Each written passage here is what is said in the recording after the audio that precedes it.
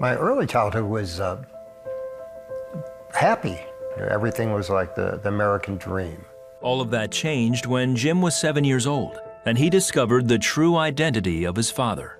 I saw all these police cars and everything around my household. Find out that the police were there, the FBI were there, looking for an escaped prisoner, somebody who had escaped from a Missouri State Prison a number of years before, and found out it was my dad. A pastry chef by day, a mobster by night. But now he was a fugitive. He came back home a few weeks later only to leave again.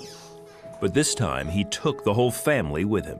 Once he came back, was being on the run. We would go and move a lot, change identities, had all sorts of names.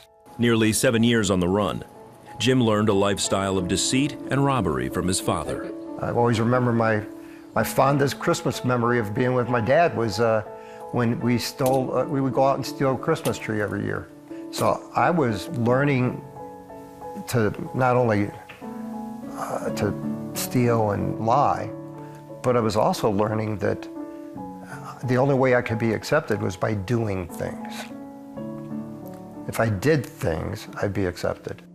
Living that life finally caught up with his dad. He had a racket giving safe combinations to the legendary gangster, John Dillinger. Eventually, the FBI figured it out. Dillinger got away, but Jim's father was busted and sentenced to 25 years. As Jim got older, he tried to live on the up and up, even trying Catholic school. But like his father, Jim started working with the mob. He was soon making millions, but he felt restless and discontent. I was void of everything. So you're trying to fill up. And you think the lifestyle, the money, the success, that's going to fill it up. Then he met Judy.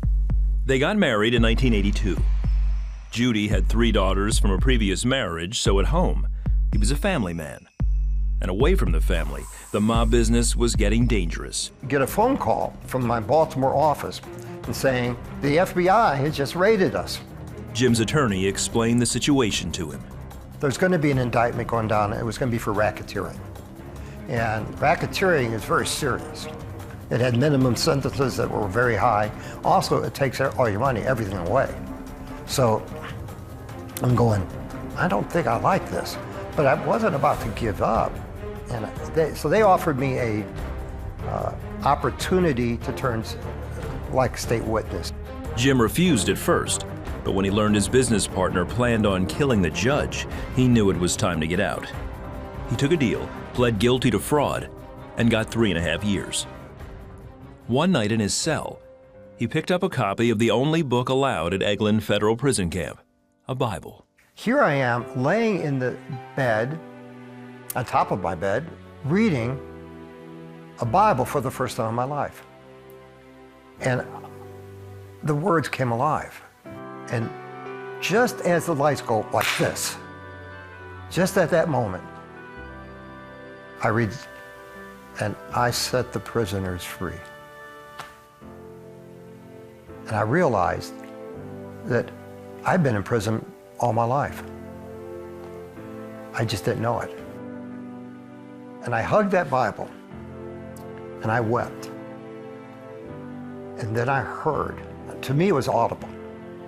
It was as audible as speaking to anybody right now. I heard, Jim, I am your father.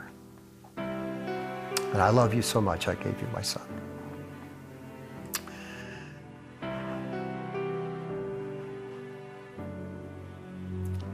It was amazing. He said, all you have to do is come to me. And I came. While Jim was in prison, Judy had recommitted her life to Christ. She began attending church, and the entire congregation started praying for Jim.